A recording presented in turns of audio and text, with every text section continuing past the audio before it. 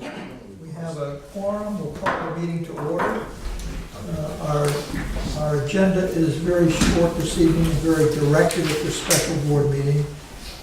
Entertain a motion to go into executive session under Rhode Island General Law 4246-5A2 for potential litigation regarding the Medicom Avenue main replacement contract. I make a motion that we go into executive session, RIGL 42-46-5A2, for potential litigation of Medicom Avenue main replacement Is contract. there a second to that?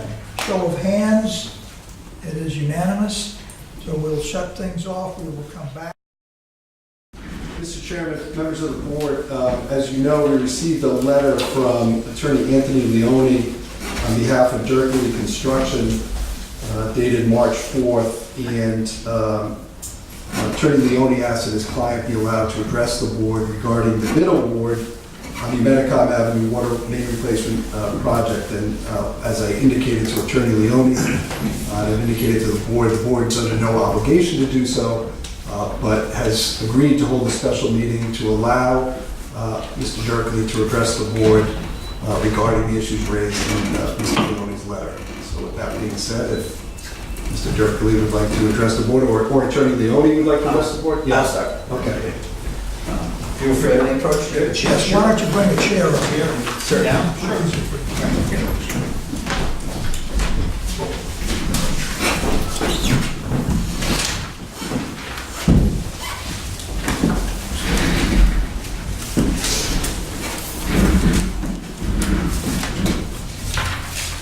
Good evening.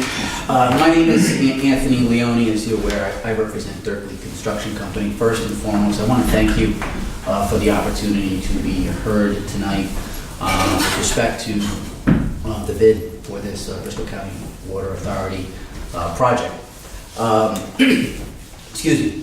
Now, what we want to tell the board, let the board know tonight, is to talk about the bid and why we feel that the Dirkley bid is the lowest responsive bidder in this project. In looking at the information we've received from PAR, looking at the bid proposals, references and recommendations, we see there is a clear choice between Dirkley Construction, which is the lowest responsive bidder with extensive experience successfully completing similar projects with water bypass and a perfect safety record, as compared to the choice of accepting the Amber's bid, whose bid did not comply with various aspects of the bid requirements, does not produce any references that show the same or similar experience handling water bypass projects, and has a safety record that indicates at least 3 OSHA violations in the last 10 years. Dirkley Construction Company, going back to 1994, started by Arthur and Paul's dad, Joseph Dirkley. Since that time, the 3 of them have worked together on various site and utility work until Mr. Dirkley passed about a year ago. Arthur and Paul continue to work, run, and manage the company very successfully. The most noteworthy is their safety. In 22 years of site and utility work, they have no OSHA violations on their record. We are concerned with the information that came before this board in the context of the parliament. Dirkley's bid was a complete bid in accordance with the specifications and the requirement of the report. As you know, they are the lowest bid price. There is a question raised in the PAR documents regarding balanced bidding, and certainly the requirements are that there can be no pennying. In other words, paying 1 penny for a certain item. PAR raised the question as to whether or not Dirkley engaged in unbalanced bidding. They did not. There is not a single pennied item on their report, on their bid. There are 6 items that are bid at $1. 3 of those items are for various bypass piping. That is equipment. Those are tools that Berkeley owns, and they reuse from project to project. So there is no cost for the bypass piping to Berkeley. So technically, that should be a pennied item or a zero item, but there is no cost, because there is no cost. But they bid $1 to comply with the bid requirements. The other 3 items regarding the dollar items, not penny items, but dollar items, all speak to labor items such as moving of hydrants and whatnot. But those items are properly bid as dollar items, not penny items. Berkeley posted a bond, as they were supposed to do. The bond's been approved. Most significantly is the safety record. As PAR did acknowledge, Berkeley has zero OSHA violations. As Arthur Berkeley in particular could tell you, with respect to water bypass lines, safety is obviously critical in any project. But here, when we're dealing with water bypass, it is particularly important, particularly when we keep in mind what's happened in Flint, Michigan. Water bypass, as I understand, requires a special process of chlorination to make sure that the water that's being bypassed is safe for people to drink. This is very different than sewer bypass, where the same safety process with chlorination and whatnot does not have to take place. Next, we are very concerned with the inaccuracies and representations in the PAR report with respect to the references. First, the Pawtucket Water reference. Clearly, Pawtucket Water did not give a favorable reference to Berkeley construction, but there are things that were omitted both in the questions about the project that need to be known. First, this project was not, Pawtucket project was not a year overdue. The Pawtucket project was a 1-year project that was to complete sometime in the area of September 2014, or September 2013. The Pawtucket Water Supply Board asked Berkeley to do additional work, and the board gave them a 3-month extension. The project was completed within the 3-month extension. Now, as is common on a project like this with Pawtucket, there is a 1-year warranty period, so that if there are any problems or issues that are resolved in the work within the 1-year period, the contractor will come back and fix the problem. On the Pawtucket Water Supply project, there were 0 warranty issues. 0. That was an extensive project, much larger than the project that Berkeley asked to complete in this here for Bristol County Water Authority. So the Bristol County project was completed on time. It was also completed approximately $400,000 under budget. And there were no warranty issues. Next, the PAR report talks about the reference from Providence Water and indicated that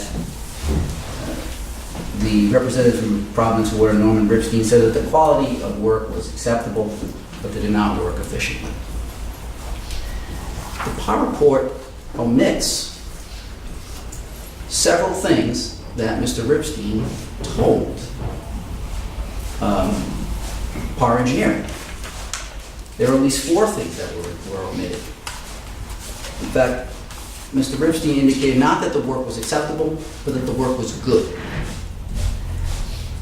When asked if satisfied with the quality of work, Providence Water said that they were satisfied with the quality of work that Berkeley Construction performed. Was the work completed professionally?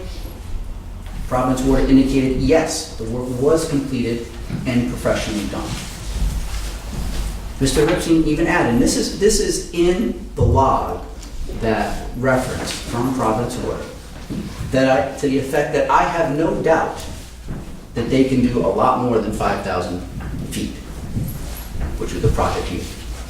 None of that is referenced in the PAR report.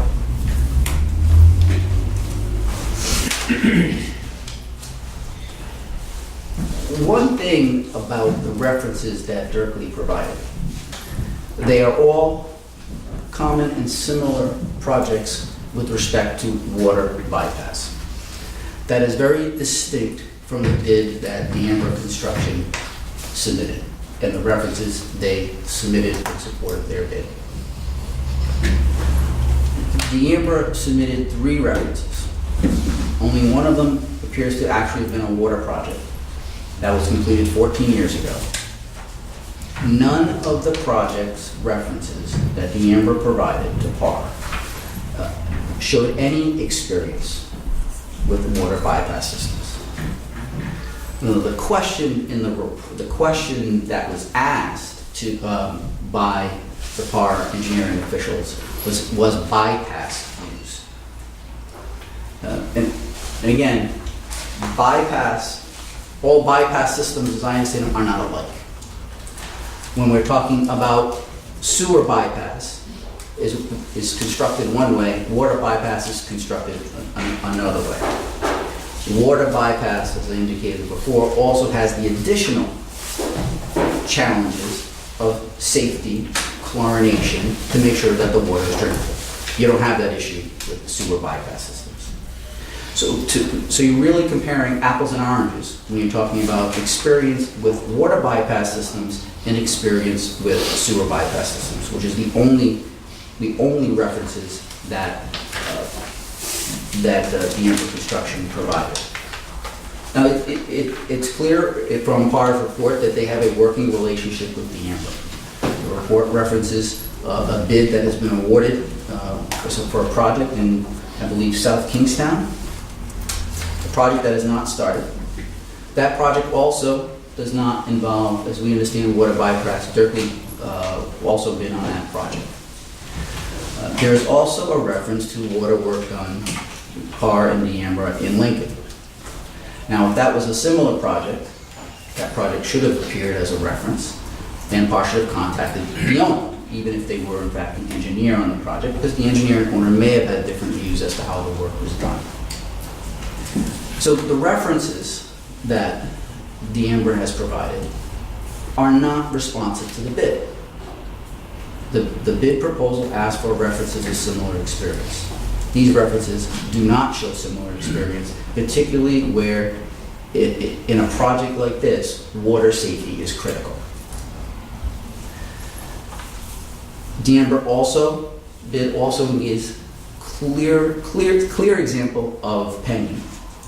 And if we look at the item that D'Ambra pennies for fittings, the difference between D'Ambra's price and Berkeley Construction price is over $50,000. So that's a significant difference in the pennied item that that D'Ambra engaged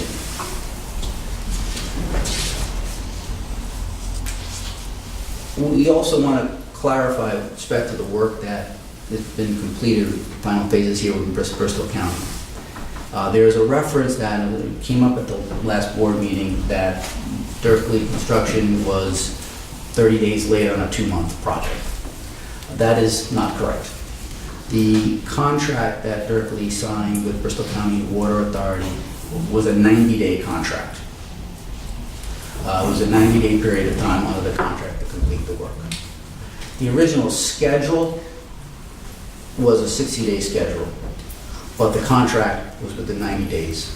The work was completed on time, no safety issues, no liquidated damages issues. So we are here today to ask Berkeley to reconsider awarding this bid in light of the fact that when you look at the Berkeley bid, you compare that to the D'Ambra bid. You look at the unit prices of Berkeley, which are all fair, accurate, and complete. Compare that to the unit prices of D'Ambra's that are penny, to $250,000 difference. And you look at the references of related projects, and not to get mired as whether or not there are change orders or whatnot on projects. If you look at Berkeley's references, all those projects were completed. All those projects, none of those projects had safety violations. They all involve substantial experience in water bypass, which is simply a level of experience that, from what has been presented here in what part I have to evaluate doesn't exist for the Amber construction. Certainly, as I mentioned, I'm here with Paul and Arthur Dirkley. If you have any particular questions for us, technical questions, they are certainly much more capable of answering those questions than I am. Well, Arthur, I think we covered everything. But yeah, I want to add one thing. The North Tiverton reference I gave for the Fish Road project, that's the most similar project of the three I referenced. And I spoke with Paul St. Laurent of North Tiverton after receiving the power report, and I told him some of the items that were listed in the power report, and he flat out told me that he never even stated many of the comments I asked him. I said, did you state, no, I told Lisa Goyer at PAR 3 times during the phone conversation that we did a good job and that he would recommend us to do the Metacom Avenue water replacement project. And he said he was surprised that he had to repeat it 2 or 3 times as if she was searching for something to, play gotcha with. On anything we did wrong. He said they did everything they were supposed to do. And if they want the board or anyone from Bristol County wants to contact him, they're more than welcome to. Just wanted to clear that for the record as well. And I missed also said that Mr. Ripstein indicated that. And Mr. Ripstein from his wife said the same thing. He'd be happy to answer them for the board.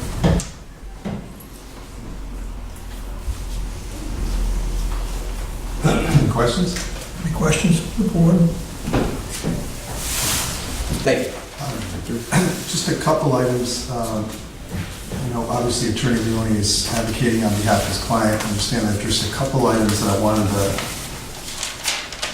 clear up on the record. There was an indication that there were items not referenced, or the Providence referenced, that were not in the PAR report, but just to be clear, as the board knows, the PAR report that was sent to you included all the notes of the phone conversation. So as you all know, you got the reports and the attachments, which Mr. Leone referenced. On the pennying items, and this was brought up at the original vote, was that PAR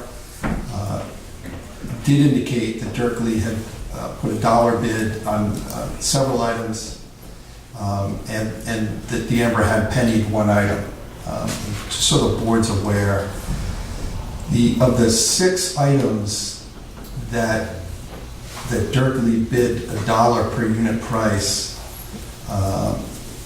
that adds up to $3,313. Those same items on DeAmber's bid were those 6 items were $103,883.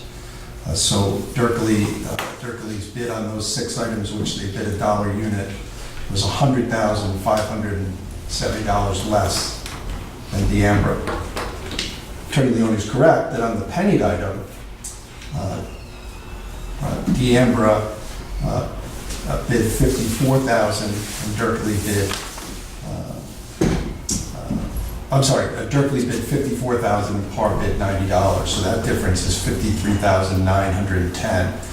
But the net of all 7 items, if we take the 6 where Dirkley bid $1 and the 1 where DeAmber pennied, is still Dirkley underbid by $46,600. And the difference in price for the total contract is $36,932. As to the BCWA's experience with Dirkley Construction, I think Pam wanted to address that issue that Attorney Leone had raised in his letter, so I'll let her address that. Yes, as Mr. Leone mentioned, the actual contract required a 90-day completion of the project, which would actually have started on August 11th, based on the contract signed with Dirkley, and ended on November 9th. But as part of the contract documents, the contractor is required to submit a schedule, and you need a schedule to plan out all our time that we hire a engineering inspector the time that the police are gonna have to respond, and the DPW director and so on. And then actually our own personnel have to be on site for certain things that are done during construction, and our engineering personnel as well. Berkeley submitted a schedule for 39 workdays, beginning September 14th and ending by October 23rd. What actually started construction on the 16th, 17th, and 18th, they had a subcontractor install 6 tapping sleeves. But from September 21st to October 3rd, they did no work. There was no one on site. And they did not complete the work by October 23rd as their schedule had declared it would. As a matter of fact, on November 9th, which was the contract completion date, they requested an extension for another 21 days till November 30th. Based on some documented issues, which we agreed to, we extended their construction time frame another 14 days. So but in the end, their actual substantial completion date was December 3rd. So the actual completion date was 41 days after their initial proposed October 23rd date. It was 24 days later than the substantial completion date of November 9th per the contract documents, and 10 days past our extended deadline of November 23rd. So based on Berkeley's submitted schedule of 5.5 work weeks and our agreed on extension of 2 weeks, you're looking at 7.5 weeks that they had submitted they would complete the work. It actually took them 12 weeks. So that was based on my statement came about, that even though the contract did require 90 days, it actually took 3 months for Berkeley to complete what they submitted would be a 2-month project. And that's where the comment came from. So I just wanted to clarify that. And in the end, they were still 10 days beyond the extended date. So, the request, I think, is, Attorney Leone said, is for the board to reconsider its award to Deambra. So certainly the chair can entertain a motion to do that. Does anyone, any member? May I just respond to this one? Sure. On construction project, deadlines get extended. And if the deadline's extended and it's finished by the extension date, it's complete. There's a dispute as to whether the appropriate substantial completion date should have been. But as Ms. Marshall acknowledged, the substantial completion date of this project was November 23rd. I believe Dirk was finished on November 30th, not December 3rd. So if they were late, they were set at most 7 or 10 days late. According to that letter, but according to my contract, we were required to set a notice to proceed date that both parties would agree to. The August 11th date that Mrs. Marchand referred to is the date that she signed the notice to proceed, mailed it to me, I received it on the 14th. I never spoke with anyone on setting a notice to proceed date, and we hadn't even scheduled a pre-construction meeting, which you have to schedule before you start. That was on the 26th. It even says in my contract, we're allowed 15 days before we can start. So at the earliest, the notice to proceed date that we would agree to, typical, is the pre-construction meeting on the 26th. If you count 90 days from that date, that brings you to roughly November 23rd. We were granted 12 additional days for rock excavation because there were no borings done. We did rock excavation. So if you add 12 days to that, that will bring you to somewhere around December 5th. We also had to remove unsuitable material, which wasn't involved in any plans. There was 8 utilities that we came across that we had to repair. At the pre-construction meeting, we were told by the engineering department, and now they would have to get this information from the Department of Public Works of Bristol, which they erred on. They said there were no sewer laterals or drain laterals in the way.